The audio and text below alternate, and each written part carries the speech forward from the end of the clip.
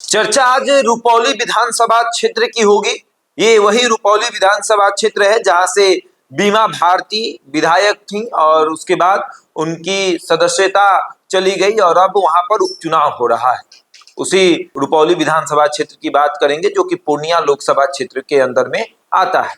अब वहां उपचुनाव होने जा रहा है और उपचुनाव के लिए नॉमिनेशन जारी है और अब तमाम जो गठबंधन है, गठबंधन की जो पार्टियां हैं गठबंधन के अंदर, वो अपना उम्मीदवार उतार रही है। तो ऐसे में आज जेडीयू ने अपने उम्मीदवार के नाम की घोषणा कर दी। जेडीयू के तरफ से कलाधर प्रसाद मंडल जो हैं वो रुपौली से उम्मीदवार होंगे। 2020 में वो निर्दलीय अपनी उम्मीदवारी पेश उन्होंने की थी और कितना वोट आया था उसके बारे में भी आपको बताएंगे। और वहीं इंडिया गठबंधन महागठबंधन के तरफ से आपको 2020 में सीपीआई की तरफ से विकास चंद्र मंडल उम्मीदवार थे, इस बार भी वही उम्मीदवार रहेंगे। कलाधर मंडल निर्दलीय अपनी उम्मीदवारी पेश कर रहे थे, लेकिन इस बार उनको सहयोग मिला है पूर्णिया लोकसभा क्षेत्र के पूर्व सांसद संतोष कुशवाहा का और रुपौली विधानसभा के बगल में धंदाहा विधानसभा के विधायक लेसी सिंह का। और ये दोनों उनको जेडीयू में लेकर आती हैं, उम्मीदवार बनाया जाता है और वो अपनी अब उम्मीदवारी पेश कर रहे हैं। वहीं पर बीमा भारती इस बार चुनाव नहीं लड़ेंगे, उन्होंने ये फैसला लिया है क्योंकि सिर्फ अगर देखा जाए लोकसभा के चुनाव में तो 5 लाख वोटों से वो चुनाव हारी हैं, जबकि राजद की उम्मीदवार थी, एक गठबंधन की उम्मीदवार थी और नोटा से महज 2000 अधिक वोट उन्होंने लाया है। तो इस बार उन्होंने ये फैसला लिया कि मैं चुनाव नहीं लड़ूंगी, मेरे पति अवधेश मंडल अपनी निर्दलीय उम्मीदवारी पेश करेंगे।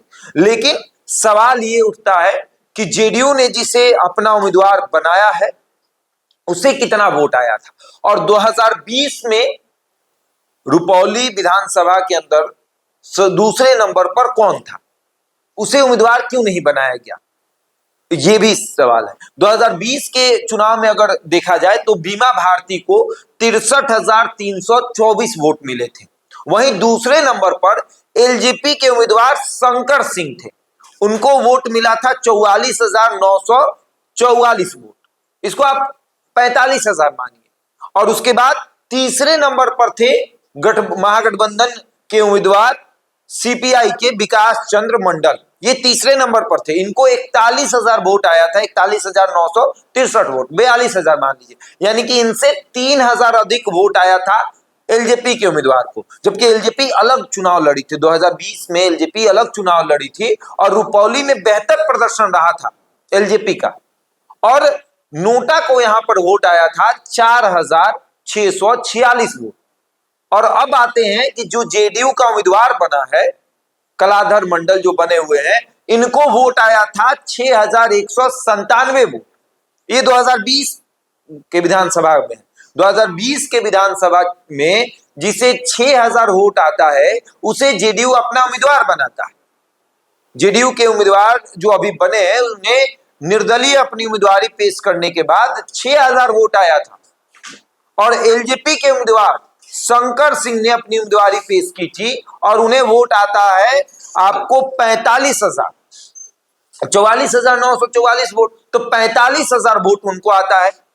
और अब इस बार यह आशंका जताई जा रही है कि वो अपनी निर्दलीय उम्मीदवारी पेश करेंगे और अगर अपनी निर्दलीय उम्मीदवारी पेश करते हैं तो फिर बेहतर प्रदर्शन रहेगा, बेहतर प्रदर्शन रहेगा तो जेडीयू के उम्मीदवार की हार भी हो सकती है, सीपीआई के उम्मीदवार की हार हो सकती है क्योंकि सीपीआई के उम्मीदवार से ज्यादा वोट इन्होंने लाया है। और देखिए मंडल के सामने एक मंडल खड़ा है, बीमा भारती के पति भी तो वोट काटेंगे ना, उनकी पत्नी वहां से लगातार 5 बार की विधायक रही है तो असर तो पड़ेगा। उसके बाद आते हैं विकास चंद्र मंडल, ये भी तो मंडल का ही वोट काटेंगे। तो शंकर सिंह एक मजबूत दावेदारी पेश कर सकते हैं, निर्दलीय अगर अपनी दावेदारी पेश करते तो।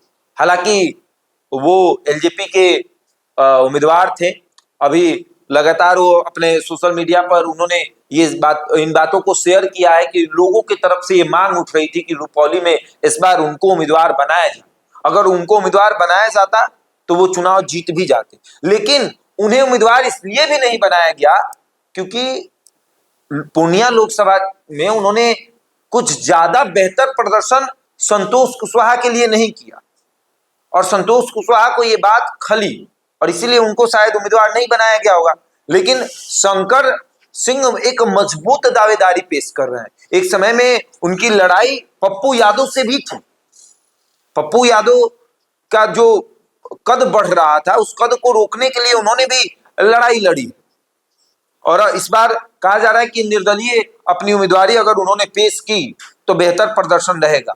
जब एलजेपी अलग चुनाव लड़ी, एक तरफ आपको एनडीए लड़ रही थी, एक तरफ महागठबंधन लड़ रही थी, एक तरफ तेजस्वी का हेलीकॉप्टर उड़ रहा था, दूसरी तरफ नीतीश कुमार का हेलीकॉप्टर उड़ रहा था। उस संदर्भ में उन्होंने चिराग पासवान की पार्टी से लड़कर दूसरा स्थान प्राप्त किया और दूसरे स्थान पर रहे। और अब कहा जा रहा है कि अगर शंकर सिंह उम्मीदवारी पेश करते हैं, अपनी दावेदारी पेश करते हैं, तो जेडीयू और सीपीआई के उम्मीदवार के लिए खतरा बन सकते हैं। और देखा जाए तो अवधेश मंडल अपनी उम्मीदवारी पेश करेंगे। अवधेश मंडल कलाधर मंडल का वोट काटेंगे ही काटेंगे, वो विकास चंद्र मंडल का वोट काटेंगे ही काटेंगे।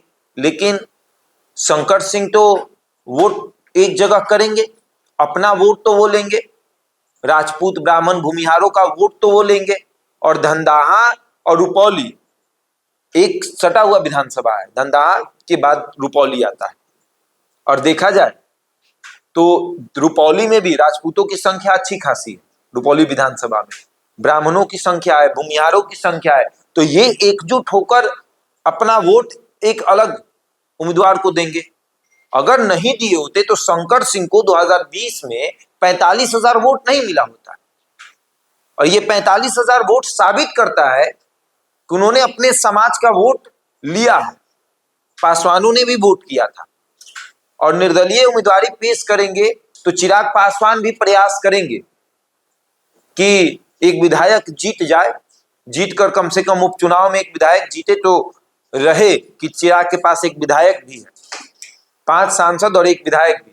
अब आगे देखिए क्या होता है। लेकिन रुपौली की तरफ से जेडीयू ने जिससे उम्मीदवार बनाया है वो 2020 के चुनाव में महज 6,000 वोट लेकर आया था।